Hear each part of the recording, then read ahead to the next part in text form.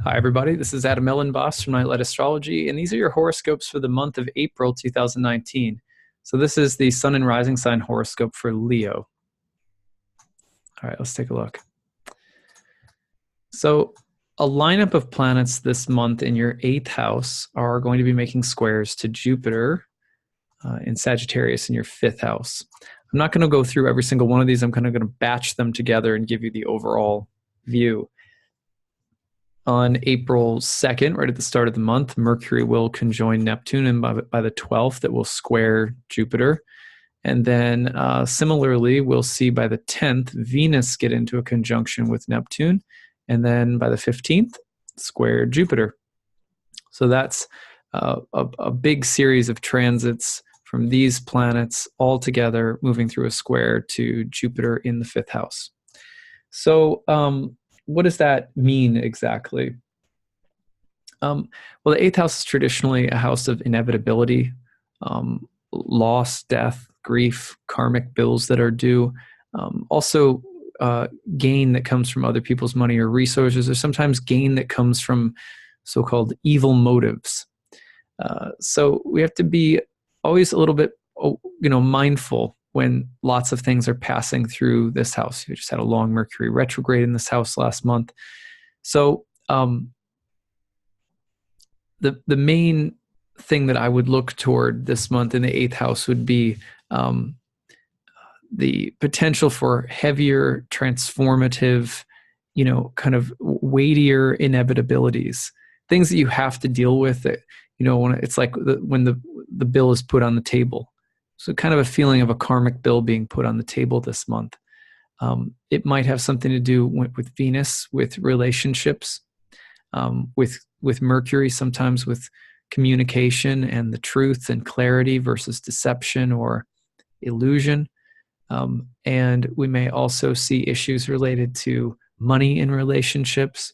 Those would be appropriate topics given the transits through your 8th house. But also sometimes death and loss and just heavier emotional themes.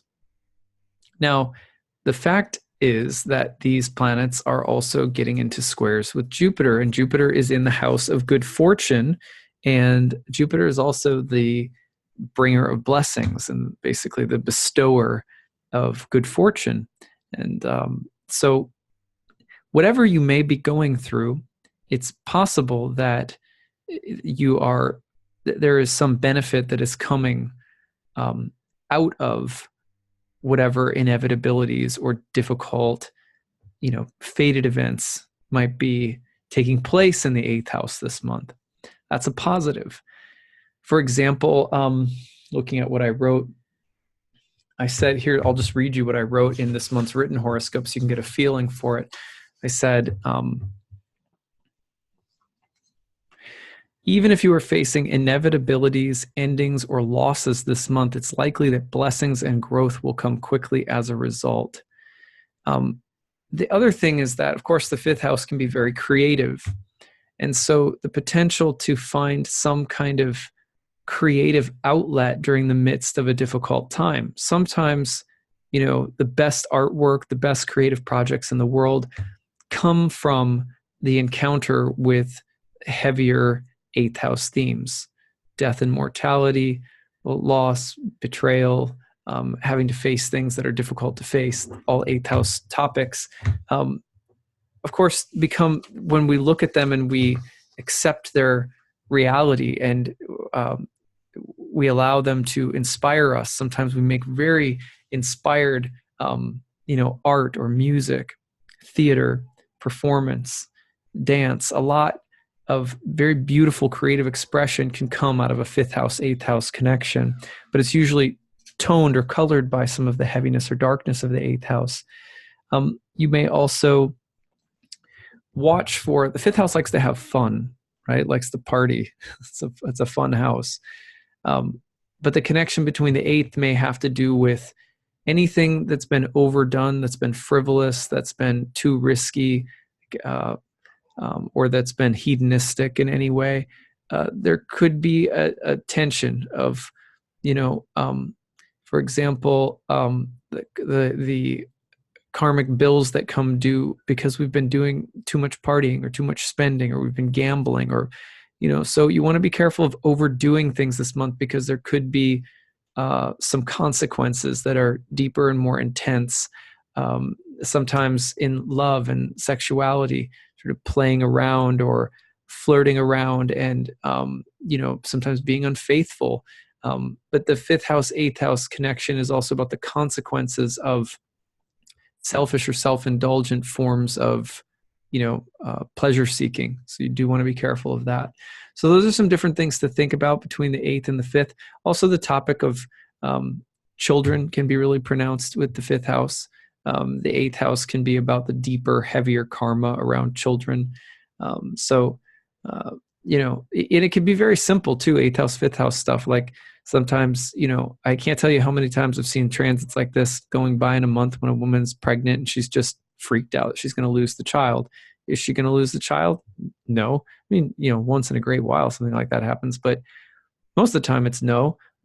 But eighth house time, you're worrying about it. You're really like the juxtaposition between mortality and something beautiful and joyous, like a child, right? So the combination between that, like really heavy eighth house quality and the really light, sort of good spirited fifth house, All right. So gives you some things to look for the first half of the month, really. Now, the new moon on April 5th will land in your ninth house. And then by the, between the 10th and the 13th, the sun will make squares to Saturn and Pluto. And then by the 19th, you've got a full moon in Libra in the third house. So this is some of the moon cycle ahead. The ninth house new moon in Aries suggests the initiation of a new cycle of activity relative to ninth house matters. That would be things like higher philosophy and education or spirituality, search for higher truths, law. And so there's something about you're trying to initiate a new life direction or a new life philosophy, or the importance of teachers or spiritual or philosophical commitments, education. This is really featured in the moon cycle ahead. However, with squares to Saturn and Pluto in the sixth house, what we're looking at is the way in which strife and the burdens and challenges of life, which are all related to the sixth house traditionally, will play a role in some kind of some cycle of activity related to these higher minded ninth house things. So let me give some examples. So for example, sometimes in life, a philosophical change, a deep philosophical transformation is prompted because of some element of misfortune. So something, you get sick, or someone else gets sick, or you get a fender bender, you like whatever. Something happens and it's not enjoyable. That's usually the sixth house. Or you're overworked, or you're run down, or you get a little sick. I mean, just this is traditionally the sixth house is the house of strife. And it has the effect of making you sort of turn inward and question yourself and your life, and seek teachers, or seek, even seek the oracle, seek astrology. You're looking for some higher form of guidance, and you're feeling the need to initiate some kind of change and to become wiser and guide your life in a different direction, because different kinds of heavy events are weighing on you, or happening in a way that is causing you to seek for some form of higher guidance. Sometimes that will be the counsel of an attorney. Sometimes it's a teacher. Sometimes it's you're feeling like you need to go back to school and learn more. But the other quality is, of course, that you may be feeling more combative philosophically or spiritually. Be careful of being too sort of rigid or fiery and intense around your beliefs this month, because it potential to be a little bit dogmatic with these energies. The counterbalance is the full moon in Libra on the 3rd, which suggests that your higher principles and beliefs, and the need to make some larger visionary change with your life, or to just redirect things a little bit, is sort of juxtaposed with the need for balance and harmony in relationships, considering what other people need or want, domestic responsibilities that you may have to people like siblings or your neighbors or your community or your home life, and also to the past, something that exists in your family or ancestral past, and the way that you have. Libra is always going to ask you to be diplomatic, basically. And the third house usually has some sense of how our actions are guided by familial concerns and local sort of domestic concerns. So you're balancing a need for a bigger philosophical change this month with kind of the reality of everyday life and the other people that are around you that you have relationship with. And again, Saturn, Pluto with Aries Sun, that combination is going to really want a principled agenda. It's going to have a principled agenda. It's going to want to really, push in a very assertive in a certain direction. This is the philosophy. This is the truth. This is what I'm going to do. Very strong like that. Libra will say there's lots of other considerations here. We got to kind of make sure that we're very balanced and careful about how we're implementing these things, or the ecology of your life and the care you have to put to making bigger systemic changes happen. Could also represent the new moon and full moon in these two houses, just a paradigm change, a change of mind, a change of heart, shifting your thinking this month. So that's also, and learning and teaching also very pronounced. Now, between the 19th and the 23rd, both Venus and Mercury will get involved with Chiron in the 9th house. This is really interesting because here again we see the 9th house featured, house of higher beliefs, higher truth, religion, spirituality, philosophy, education, long journeys. Chiron, the wounded healer, a teacher and a healer. And also a planet, a story about Chiron is also related to someone who is wounded. And so we're looking at a couple of planets, Venus and Mercury, getting involved with Chiron in the 9th house. And you're thinking of healing in relationships and healing in the mind related to higher beliefs and the need or desire to assert your beliefs.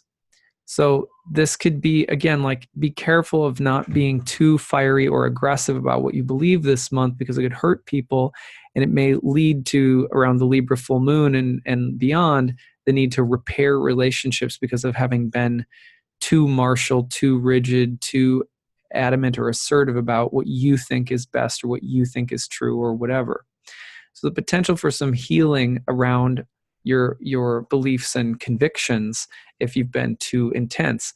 On the other hand, meeting teachers who bring deeper insight, who bring deeper wisdom, the power of women, Venus, who have an assertive and wise nature, who can help you look at things you've been struggling with, the need for healing in friendships and relationships around beliefs, and making sure that your relationships share common values, maybe even having to part ways with certain people or relationships if there isn't enough common ground philosophically or spiritually.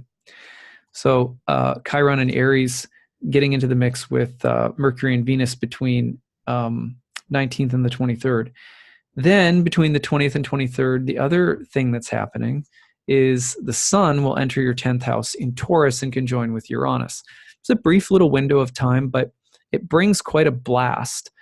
Uranus is a planet of revolution, liberation, and disruption.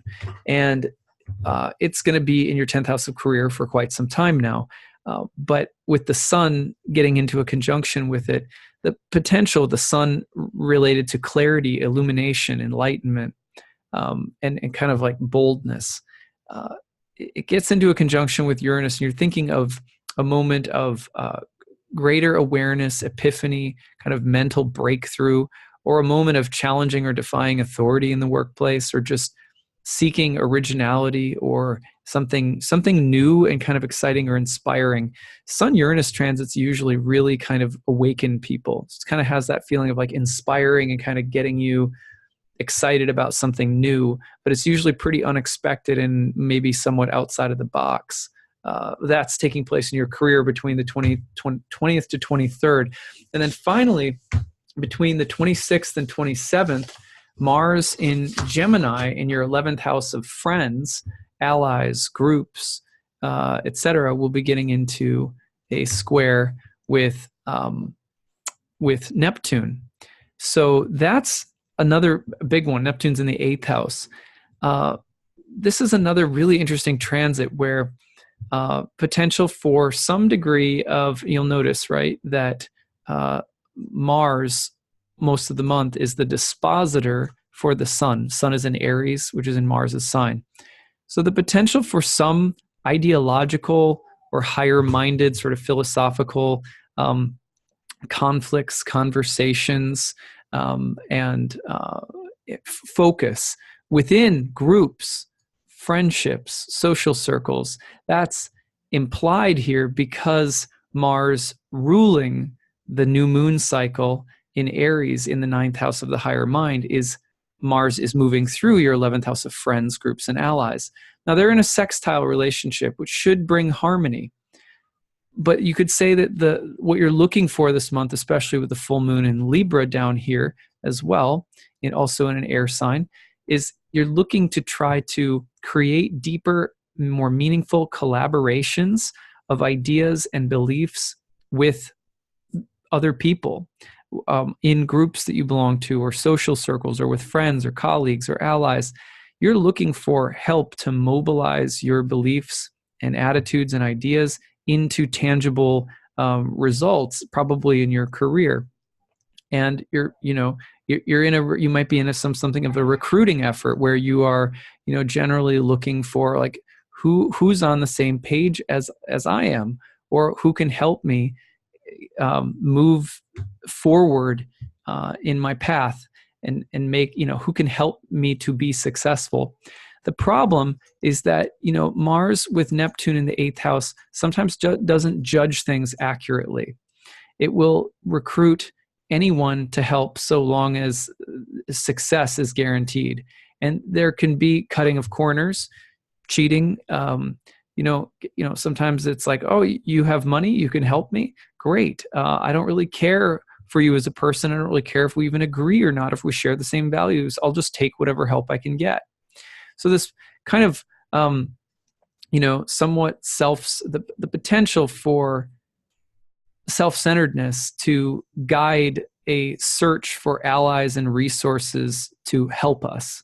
That's possible, but also we could be used by others during this period where people that, we share common beliefs with, and so therefore we take to be friends, might say, yeah, we believe the same thing, so why don't you help us do this or do that or whatever. So you have to be careful setting boundaries, because the potential to kind of, get involved with some kind of crusade or holy war, and to do it with the wrong people for the wrong reasons, or to get sucked into something for the wrong reasons, to be used, to be taken advantage of, or to take advantage of others. That's all a little, something I would watch out for.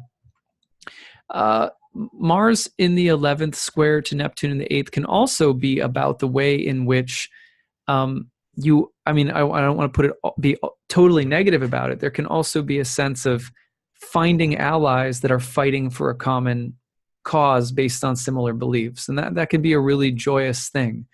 You can also find that there are difficult encounters with friends, right? Like friends are going through 8th house, kind of heavy place. Sometimes friends will be going through difficult things. So, it's not uncommon to be like, oh, my friend, it turns out my friend is really addicted to something, or turns out my friend is like completely broken, almost homeless, or, sometimes it's kind of this Mars Neptune, the need to champion or be a hero for someone who's down on their luck or who's really falling apart. Like that kind of stuff could come in too. This is toward the end of the month. So again, as always, you want to be careful with Mars Neptune of finding the right mission and not becoming a martyr for something that will really just drain you, or someone taking advantage of you. Okay, so that's what I've got for this month. I hope this was interesting, Leos, and I look forward to seeing you next month for May's horoscope. Okay, take care. Bye.